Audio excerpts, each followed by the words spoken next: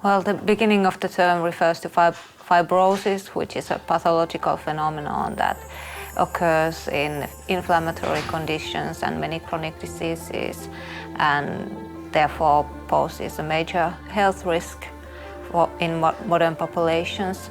And the latter half of the term fibrobesity refers to obesity, which, as I'm sure many of us know, is one of the most discussed health concerns of our time. Physical inactivity and excessive sedentary time expose us to both obesity, diabetes, cardiovascular diseases, and certain cancers. Underlying these metabolic disorders is low-grade inflammation, and it is also known that physical inactivity is a major risk factor for low-grade inflammation, which also can be treated by physical activity. I'm leading a research group entitled Physical Activity Across the Lifespan. We have several main focus areas in our research. One of them is study the determinants of physical activity, physical inactivity, and healthy eating across the whole lifespan. We are also studying how physical activity, sedentary behavior, eating, nutrition, and especially at the moment, how residential environment is associated with future health and well-being. It is well known that physical activity tracks from childhood to adulthood, and the most important age stage to have an effect or to prevent obesity at the population level is childhood. During childhood, we all learn what is our relationship with food, what is our relationship with physical activity, and especially what is our relationship to environment. Most of us may have biological risk factors for obesity, such as hormonal regulation, brain's reward system, and genetic predisposition. There are also many societal risk factors which affect our predisposition to obesity.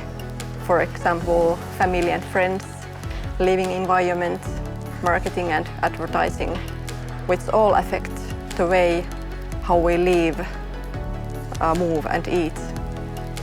I'm researching eating behavior, our relationship towards eating, and also weight management. In our own research, we have shown that you don't have to run 30 minutes or 1 hour per day to achieve these health effects. For example, replacing 10 minutes of sedentary time per day by even light physical activity would be enough to promote your glucose and lipid metabolism. We have seen in our research that there are changes in these markers. Also, green environment is very important for developing obesity, and especially in densely populated areas. So practical guidelines for the city designers would be, for example, to obey the WHO recommendations of greenness.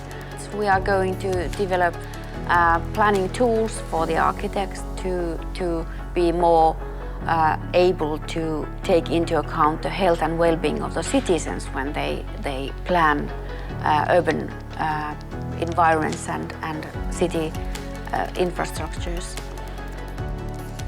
In addition to environmental factors and perspective, it's important to take into account psychological factors. We should encourage individuals' intrinsic motivation to move and take care of themselves in a way that feels enjoyable and natural to them.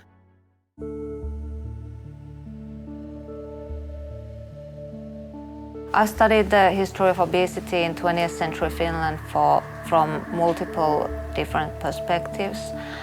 I studied the rhetorical use of fat stigma by the first Finnish anti-obesity activists. I've also looked at the connections between obesity and ideas of national and individual prosperity and vitality.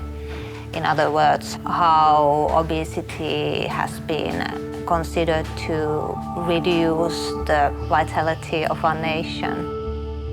Here is a popular book written by Finnish professor of agriculture Georg von Wendt in 1920s. This is a relatively early time to be writing about obesity. This booklet is illustrated in a very graphic manner. You can see that he demonstrates different body types through pictures. Many of the trends that can be observed in the Finnish history are also found in the general history of obesity. In the very early years of the 20th century is the emergence of a statistical kind of approach to human bodies, an attempt to try and define what is the average man, how the nation could be perfected by finding out what people generally are like. And another significant development at this time was a mechanistic approach to human body, what are our caloric needs, and how nutrition could be optimized based on this sort of mechanical information. Here is also a caloric table.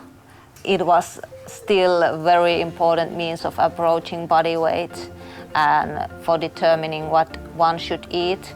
It is also illustrative that von Wendt was a professor of agriculture, not professor of medicine or anything like that. And it reflects the fact that Finland was an agrarian nation where the feeding of animals was very well studied and established. And it was the kind of nutrition that what people tried to apply to human nutrition. There was not so much research on human nutrition specifically. So that is something that has changed quite a lot during the 20th century. I think the most prominent change is that now we talk about obesity more than ever. And obesity has always been considered to be a negative trait, but attitudes to how alarming it is perceived has changed quite a lot. I think that history is valuable in showing that the present status quo, the state of discussion around a health issue, is not a necessary occurrence. It underlines the relevance of historical contingency, so we could have alternative presents and alternative futures. And for me, this gives hope in that we can change the nature of discussion if we wish to do so, if we are not happy with how obesity is approached.